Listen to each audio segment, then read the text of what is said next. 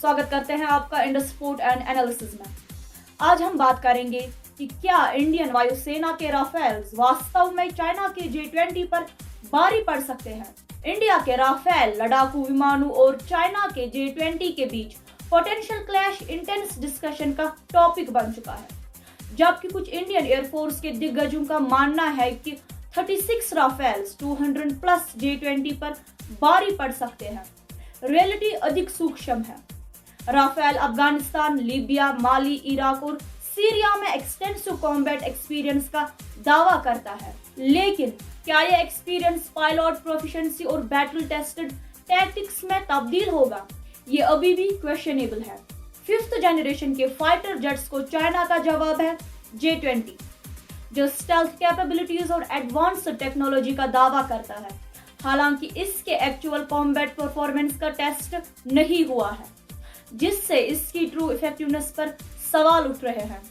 हालांकि ऑफिशियली तौर पे ये 5th जनरेशन का लड़ाकू विमान नहीं है।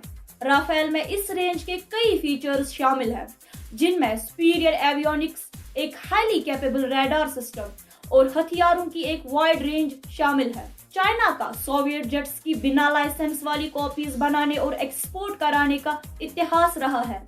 हालांकि इन जेट्स की कई संख्या बहुत अधिक थी, लेकिन इनमें अपने वेस्टर्न काउंटर पार्ट्स के कॉम्बैट एक्सपीरियंस और टेक्नोलॉजिकल रिफाइनमेंट्स का लैक था।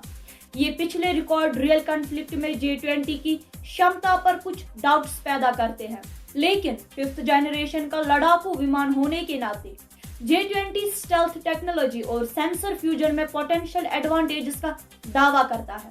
हालांकि चाइना के Chengdu aircraft industry group CAIG ने इनोवेशन के प्रति कमिटमेंट दिखाई है। J-20 एक सिग्निफिकेंट लीप का रिप्रेजेंटेशन करता है, जो संभावित रूप से वेस्टर्न 5th जनरेशन जेट्स को टक्कर दे रहा है।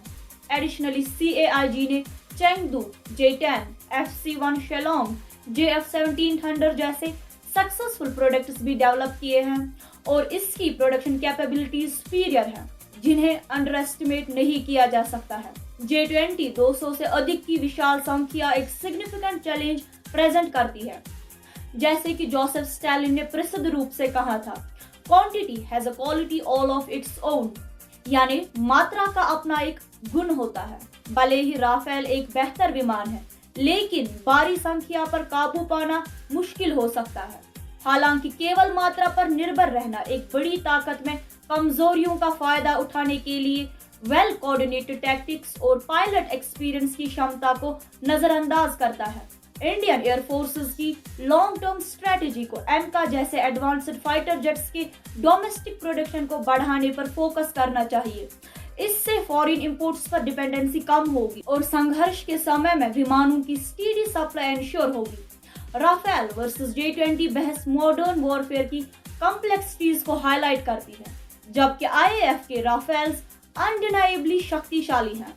चाइना की टेक्नोलॉजिकल एडवांसमेंट्स और प्रोडक्शन कैपेबिलिटीज के साथ मिलाकर अनटेस्टेड J-20s की विशाल संख्या एक ऐसा सिनेरियो बनाती है जहां क्वांटिटी संभावित रूप से क्वालिटी को चुनौती दे सकती है। Ultimately pilot skill, training, tactics और बैटलफील्ड अवेयरनेस भी किसी भी पोटेंशियल एंगेजमेंट के आउटकम को डिटरमाइन कराने में सिग्निफिकेंट रोल निभाएगी। दोस्तों, क्या आपको लगता है कि J-20 राफेल पे भारी पड़ सकता है कि राफेल J-20 को धूल चटाएगा? आप अपनी राय हमारे साथ कमेंट सेक्शन में जरूर शेयर करिएगा।